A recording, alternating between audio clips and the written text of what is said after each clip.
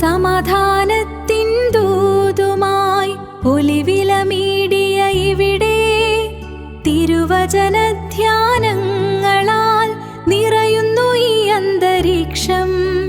സ്നേഹത്തിൻ സാന്ത്വനമേകാൻ, ദൈവകൃപയിൽ വളരാൻ സ്വാഗതമോതുന്നു ഞങ്ങൾ ഒലിവില മീഡിയയിലേക്ക്.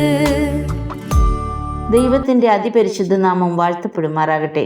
ഉപവാസത്തിൻ്റെയും വചനധ്യാനത്തിൻ്റെയും പ്രാർത്ഥനയുടെയും ഒക്കെ ഒരു നോമ്പുകാലത്തിലൂടെ കടന്നു പോവുകയാണല്ലോ നാമും.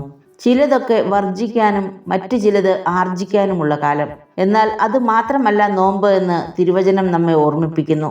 പകയുടെയും പ്രതികാരത്തിൻ്റെയും വാർത്തകൾ ദൈനംദിനം എന്ന പോലെ നാം കേൾക്കുമ്പോൾ അതിൽ നിന്നൊക്കെ വ്യത്യസ്തമായി പങ്കിടലിൻ്റെ നോമ്പനുഭവത്തെക്കുറിച്ചാണ് ഇന്നത്തെ ധ്യാനഭാഗമായ വിശുദ്ധ മത്തായി എഴുതിയ സുവിശേഷം 5-ാം അധ്യായം 38 മുതൽ 48 വരെയുള്ള വേദഭാഗത്തിലൂടെ യേശു കർത്താവ് നമ്മെ ഓർമ്മിപ്പിക്കുന്നത്. യേശുവിൻ്റെ പരസ്യ ശുശ്രൂഷയുടെ ആരംഭത്തിൽ നടത്തിയ ഗിരിപ്രഭാഷണത്തിലെ ഒരു ഭാഗമാണിത്. മോശയുടെ ന്യായപ്രമാണത്തിനും നിയമങ്ങൾക്കും വേണ്ടതിലും അധികം പ്രാധാന്യം നൽകുകയും നീതിക്കും ന്യായത്തിനുമൊന്നും ആവശ്യമായ പരിഗണന കൊടുക്കാതിരിക്കുകയും ചെയ്തു വന്ന യഹൂദന്മാർക്ക് മുമ്പാകെ ന്യായപ്രമാണത്തിന് പുതിയ അർത്ഥതലങ്ങളും വ്യാഖ്യാനങ്ങളും നൽകുകയാണ് കർത്താവ്. നിയമങ്ങൾ പാലിക്കരുത് എന്നല്ല, അതിനേക്കാൾ ഉപരിയായി മനുഷ്യ നന്മയ്ക്കാവണം മുൻതൂക്കം എന്ന് ഓർമ്മിപ്പിക്കുന്നു യേശു.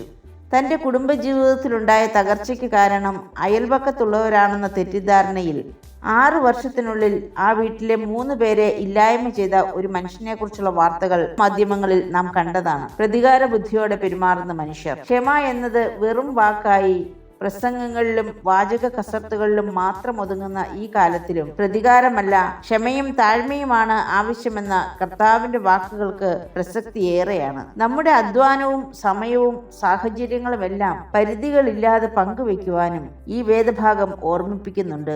മാത്രമല്ല, ശത്രുവിനെ സ്നേഹിക്കുവാനും ഉപദ്രവിക്കുന്നവർക്ക് വേണ്ടി പ്രാർത്ഥിക്കുവാനും പ്രബോധിപ്പിക്കുന്നു കർത്താവ്. നമ്മെ സ്നേഹിക്കുന്നവരെ തിരികെ സ്നേഹിക്കുക എന്നുള്ളത് മാനുഷികമായ കാര്യമാണ്, സ്വാഭാവികം. എന്നാൽ നമ്മെ വേദനിപ്പിച്ചവർക്കും ഉപദ്രവിച്ചവർക്കും വേണ്ടി പ്രാർത്ഥിക്കുവാനും അവർക്ക് മാപ്പ് നൽകി സ്നേഹിക്കുവാനും വലിയ കൃപ ആവശ്യമാണ്. സ്വർഗസ്ഥ പിതാവിന്റെ മക്കളാകാൻ ക്ഷമയുടെയും സ്നേഹത്തിന്റെയും പാതയിലൂടെ ചരിക്കേണ്ടത് ആവശ്യമാണ്. കാരണം സൽഗുണപൂർണനാണ് നമ്മുടെ ദൈവം. മുഖപക്ഷമില്ലാതെ സ്നേഹിക്കുന്നവൻ, വിവേചനമില്ലാതെ കരുതുന്നവൻ. ആ പിതാവിന്റെ സൽഗുണങ്ങളുള്ള മക്കളാകുവാനാണ് നാമും വിളിക്കപ്പെട്ടിരിക്കുന്നത്. വേർതിരിവുകളില്ലാതെ സ്നേഹിക്കുവാനും ക്ഷമിക്കുവാനും പങ്കിടുവാനും പ്രാർത്ഥിക്കുവാനും ഒക്കെ സാധിക്കുമ്പോൾ നാമും ദൈവിക പരിപൂർണതയിലേക്കും ദൈവിക ഭാവത്തിലേക്കും വളരുന്നു. ഇന്ന് നമ്മുടെ നോമ്പുകളും പ്രാർത്ഥനകളും എങ്ങനെയുള്ളതാണ് എന്ന് ശോധന ചെയ്യേണ്ടത് ആവശ്യമാണ്.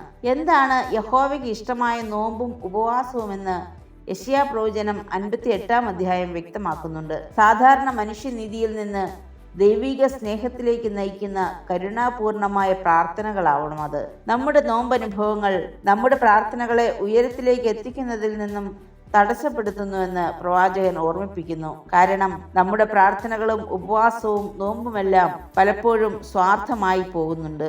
ഈ ചെറിയവരിൽ ഒരുത്തിന് ചെയ്യുന്നതെല്ലാം എനിക്കാകുന്നു ചെയ്യുന്നതെന്ന കർത്താവിന്റെ മൊഴികളെ നാം മനഃപൂർവ്വം മറന്നു പോകുന്നു. മറ്റുള്ളവരെ കരുതുവാനും സ്നേഹിക്കുവാനും സമയം കണ്ടെത്തുന്നതിൽ തോറ്റുപോകുന്നുണ്ട്. നമ്മുടെ ഉപവാസങ്ങൾ വെറും പുറംമോടികളായി തീരുന്നുവോ? സ്വയം വിശന്നിരിക്കുമ്പോഴും വിശക്കുന്നവന് അപ്പം നുറുക്കി കൊടുക്കുവാൻ നമുക്ക് കഴിയുന്നുണ്ടോ? ആചാരാനുഷ്ഠാനങ്ങൾക്ക് പ്രാധാന്യം നൽകി മനുഷ്യത്വം മറന്നു പോകുന്നവരായി നാമും തീരുന്നില്ലേ പലപ്പോഴും? സഹചരെ ഒന്ന് കരുതുവാൻ, വേദനിക്കുന്നവന് സാന്ത്വനമാകുവാൻ, നമ്മുടെ സമയം, കഴിവുകൾ, സ്നേഹം തുടങ്ങിയവയൊക്കെ ഒന്ന് പങ്കിടുവാൻ നമുക്ക് സാധ്യമാകണം. എളിയവനെ ആദരിക്കുവാനാണ് നാം പഠിക്കേണ്ടത്. നമ്മുടെ പ്രവൃത്തികൾ എപ്രകാരമുള്ളത് ണെന്ന് ഒന്ന് ചിന്തിക്കാം. ഗലാത്യ ലേഖനത്തിലൂടെ പൗലോസ് അപ്പോസ്തലൻ നാം വിതയ്ക്കുന്നത് തന്നെ കൊയ്യും എന്ന പ്രകൃതി നിയമം ഓർമ്മിപ്പിക്കുന്നുണ്ട്. അതേ പ്രിയരെ, നന്മയുടെ വിത്തുകൾ വിതയ്ക്കാനുള്ള സമയമാണ് ഓരോ നോമ്പ് കാലവും. നന്മ ചെയ്യുവാനുള്ള ഓരോ അവസരവും നമ്മൾ പാഴാക്കരുത്. നോമ്പ് കേവലം ഭക്ഷണം ഉപേക്ഷിക്കുന്നതല്ല, മറിച്ച് നമ്മുടെ ഉള്ളിലെ വിദ്വേഷം വെടിഞ്ഞ് എല്ലാവരെയും സമന്മാരായി കാണുവാനും ഉള്ളത് പങ്കുവയ്ക്കുവാനും ശത്രുവിനെ പോലും സ്നേഹിക്കുവാനുമുള്ള പരിശീലനം നേടുന്നതാണ്. അർഹത നോക്കാതെ സ്വാർത്ഥത വെടിഞ്ഞ് വിട്ടുകൊടുക്കുവാനും പങ്കിടുന്നതിലൂടെ ദൈവിക പൂർണ്ണതയിലേക്ക് വളരുവാനും സാധിക്കട്ടെ. ഹൃദയവിശുദ്ധിയും കർമ്മനിരതയും സാമൂഹിക നീതിയും ഒത്തുചേരുമ്പോഴാണ് നോമ്പ് അർത്ഥപൂർണമാകുന്നത്. നമുക്ക് ചുറ്റുമുള്ളവരിലേക്ക് കരുതലിന്റെയും ക്ഷമയുടെയും കാരുണ്യത്തിന്റെയും സ്നേഹത്തിന്റെയും കൈകൾ നീട്ടാം.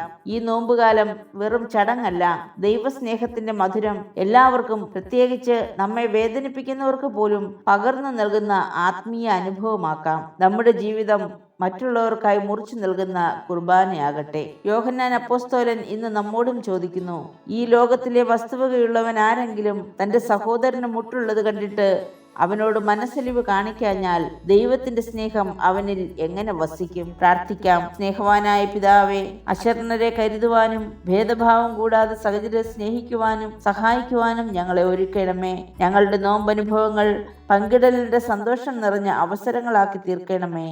ആമേൻ.